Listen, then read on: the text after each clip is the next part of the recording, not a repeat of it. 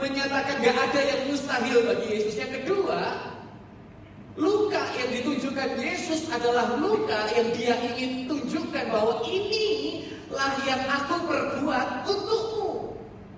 Ayat ke-20 berkata, dan sesudah berkata demikian, sudah berkata shalom, ia menunjukkan tangannya dan lambungnya kepada mereka. Murid-murid itu bersuka cita ketika mereka melihat Tuhan.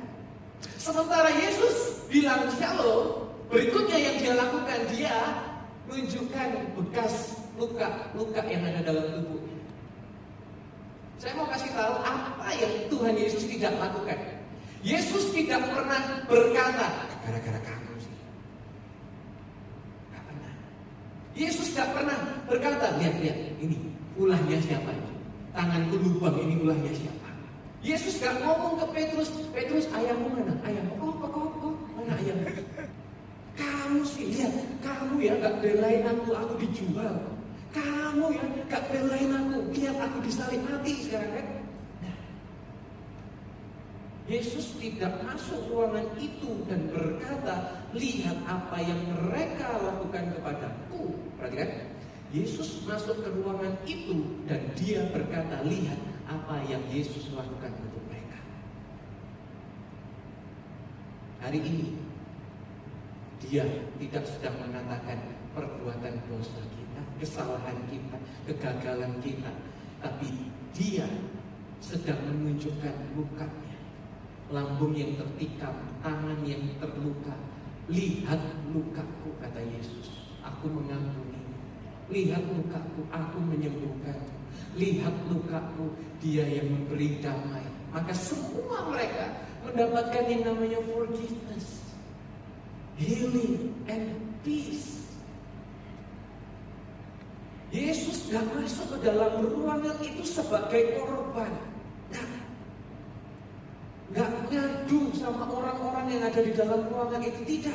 Tapi Yesus masuk ke dalam ruangan itu sebagai pemenang. Dia berkata, lihat luka ini, lihat dengan mata iman. Bahwa dia adalah Tuhan Yesus yang hidup.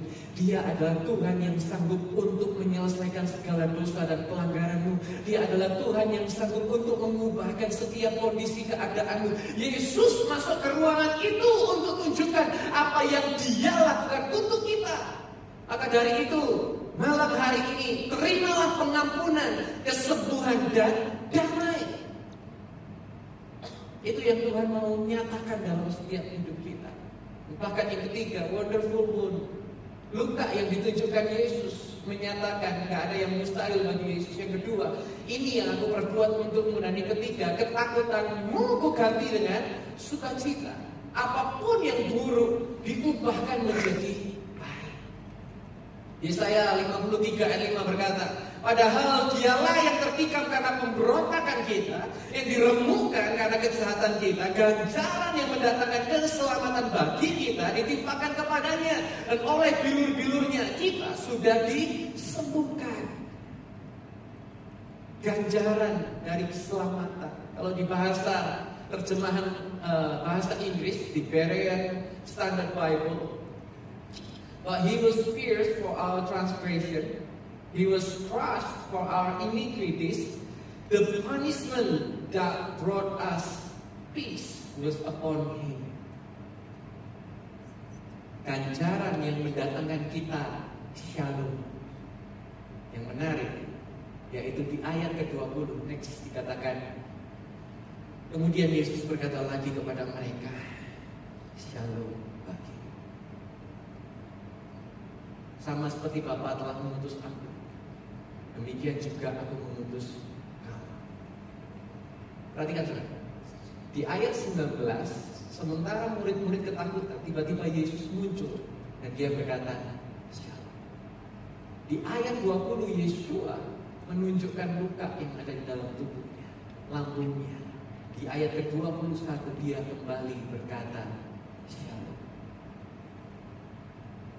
Kenapa saya tadi tunjukkan Yesaya? Karena dikatakan bahwa the punishment that brought us peace, ganjaran yang mendatangkan damai, yang mendatangkan shalom.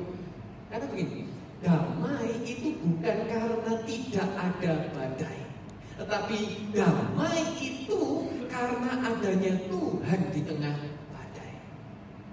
Kepastian, gak peduli berapa dahsyatnya susah keadaanmu, kepastiannya masih ada Tuhan yang pegang kendali, dan Yesus masih mampu untuk bawa kita melewati setiap badai demi badai yang ada dalam kehidupan kita.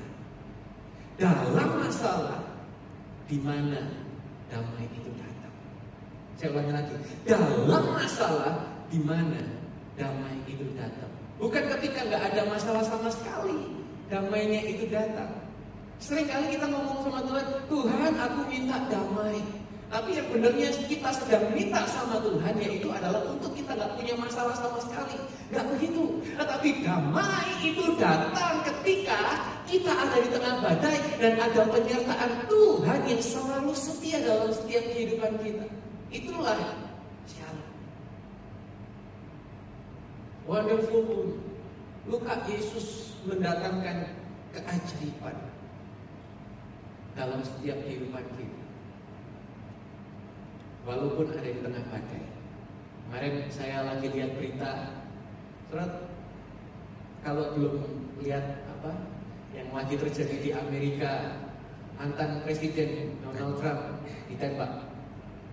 Saya tunjukkan fotonya ini. Di berita ditulis bahwa miracle man, manusia mujizat. Kenapa? Karena kalau kepalanya dia nggak meceng, itu kena foto yang sebelah atas, pasti mati. Tapi kok bisa? Entah gimana caranya, pas tembakan itu melesat, kepalanya bisa menceng. Akhirnya cuma kegores kena telinganya saja. Banyak yang memprediksikan kalau sampai Donald Trump ini meninggal, wah horor, akan ada civil war, akan ada kekacauan, ada begitu banyak hal yang mengerikan. Bahkan tadi saya sementara lagi di sini dengar berita, ada seorang pastor yang dikasih Tuhan tentang kondisi ini. Ada yang menubuatkan akan ada orang yang mau mencelakai Donald Trump. Dia diminta untuk menceritakan, dan pada hari H diminta untuk doa syafaat bagi si Donald Trump. Dan betul, sementara tembakan itu melesat, kepalanya bisa melenceng. Ada spekulasi bahwa ini adalah permainan atau gimmick atau apapun itu. Saya berkata ini bukan gimmick. Ini adalah bukti kebesaran Tuhan, bahwa setiap senjata yang ditempa melawanmu tidak akan ada yang sukses. Karena engkau dijagai, karena engkau dilindungi, engkau diberkati. Yang percaya dengan yang paling mulia bagi dia.